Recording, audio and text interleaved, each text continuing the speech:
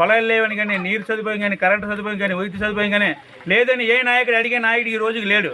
అది అధినేత పవన్ కళ్యాణ్ గారు గెలిచిన తర్వాత, డిప్యూటీ సీఎం అయిన తర్వాత ఈరోజు ప్రాణహాని ఉందని తెలిసిన నాకేం పర్లేదు, ప్రజల కోసం దేనికైనా సిద్ధమని ఈరోజు రోడ్డు ఇంత అడవుల్లో పెద్ద కొండల్లో ఎంతో ఇబ్బంది పడిన రోడ్డు కూడా ఈరోజు శంకుస్థాపన చేయడం అయింది. ఎందుకంటే అతను ఏదైతే మాట ఇచ్చారో ఆ రోజు వచ్చి ఇవన్నీ పర్యటించి ఎక్కడెక్కడ ఆ రోజు ఇబ్బందులు ఉన్నాయి అవన్నీ కూడా ఈరోజు చేయడం చాలా సంతోషకరం.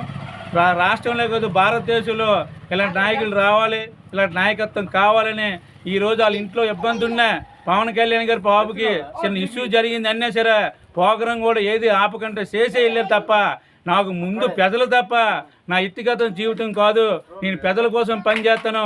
గెలిచిన తర్వాత ఇదే అరకు పార్లమెంట్లో ఇద్దరు కూడా వైసీపీలు గెలిచిన ఈరోజు మనం ఏ పార్టీ కాదు, పార్టీలకు అతీతంగా మనం పనిచేయాలి. మనం గెలిచిన